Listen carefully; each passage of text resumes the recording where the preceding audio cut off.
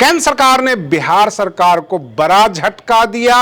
वर्षों से जो नीतीश कुमार की लोग आलोचना करते थे और ये कहते नहीं थकते थे कि इन्होंने जो गठबंधन किया, जो भाजपा के सामने नतमस्तक हैं, यह सोचकर कि कल को केंद्र सरकार बिहार को विशेष राज्य का दर्जा दे देगी। बिन मांगे वह दूध बराबर, मांगे मिले तो पानी, कहत कबीर वह रक्त बराबर जिसमें खींचा तानी।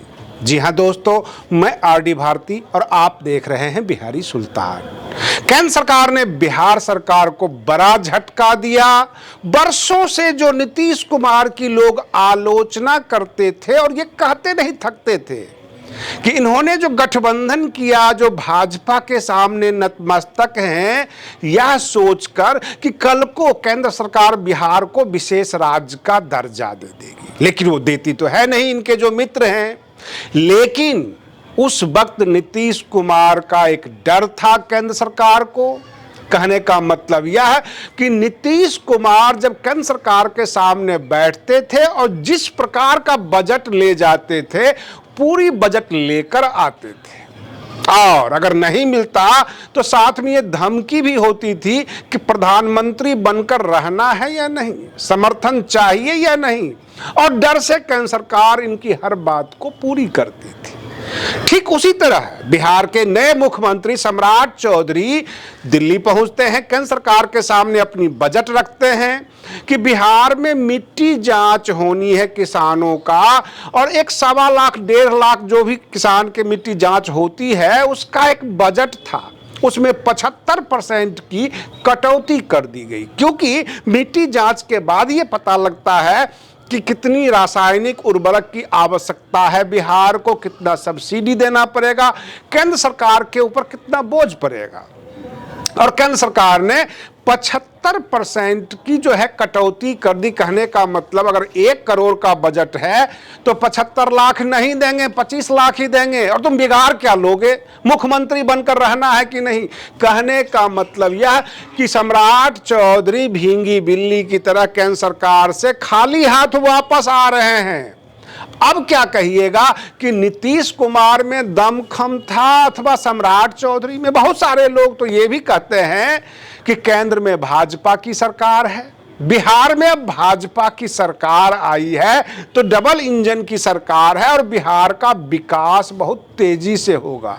लेकिन भाजपा के अंदर ही सबसे बड़ा जो सेंध लगा हुआ है, एक दूसरे को बिल्कुल कटी हुई नजरों से देखते हैं, चुभते हुए नजरों से देखते हैं।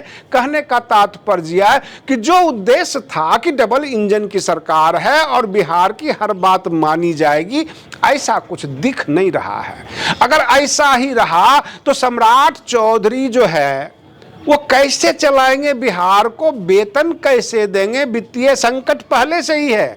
अब हर जगह प्रस्ताव जो देते हैं केंद्र सरकार को वो रिजेक्ट हो जाता है, इनको खाली हाथ बैरंग वापस आना पड़ता है। और रही बात ये कि सबसे जो भ्रष्टाचारी विभाग था राजस्व विभाग, उसकी भी पोल खुल गई है।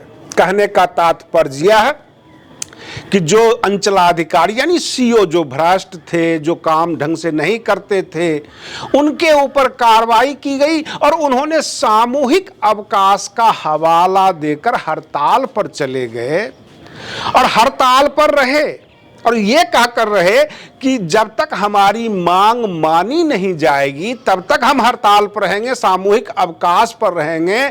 सरकार पलट गई, उसके बाद भी वो हड़ताल पर रहे, लेकिन हड़ताल पर तब तक रहे जब तक एक ईमानदार अफसर सीके अनिल कुर्सी पर बैठा हुआ था।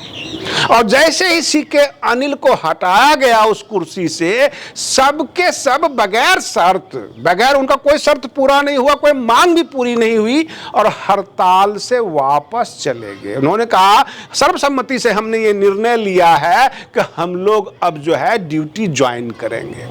तो फिर जो आपकी मांग थी उसकी क्या हुई और किसने सुना और किसने आपकी मांग मानी? बहुत सारे पेच, बहुत सारा लोचा इसमें दिख रहा है।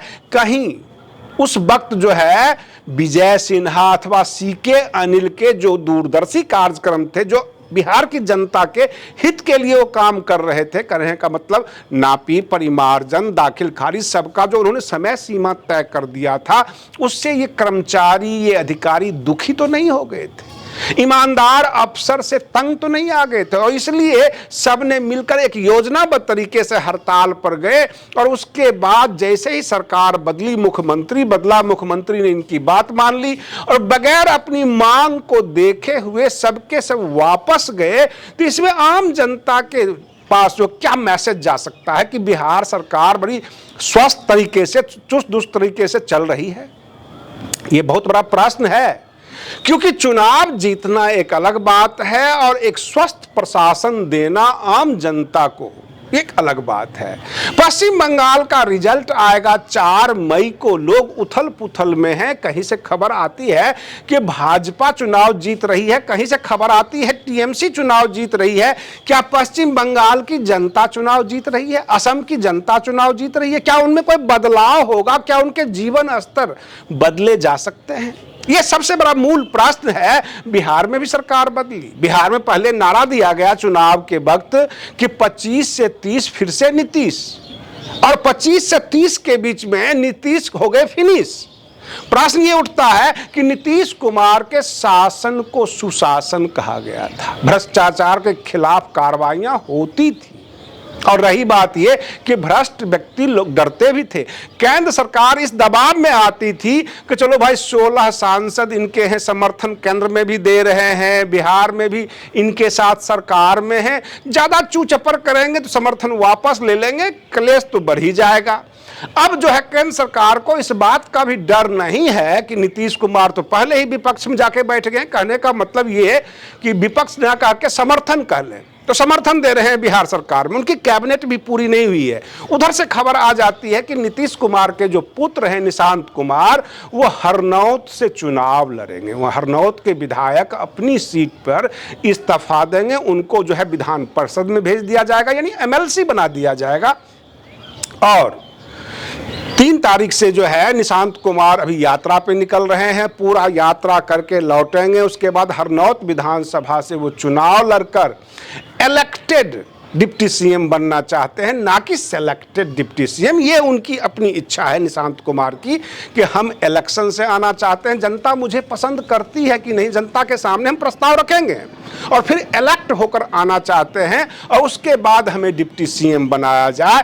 अगर निशांत कुमार चुनाव जीत के आ जाते हैं, और जिस प्रकार की गड़बड़ियां चल रही है, जो वित्तीय संकट बिहार के ऊपर है, और कोई भी प्रस्ताव केंद्र सरकार मानने को तैयार नहीं है, तो हमारे दर्शकों को क्या लगता है कि बिहार सरकार ज्यादा लंबा कंटिन्यू रह पाएगी? हम फिर मिलते हैं अगले वीडियो में। तमाम बिहारी सुल्तान चैनल के दर्शकों से यह आग्रह करना चाहते हैं कि आप बने रहिए बिहारी सुल्तान चैनल के ऊपर। तब तक के लिए धन्यवाद।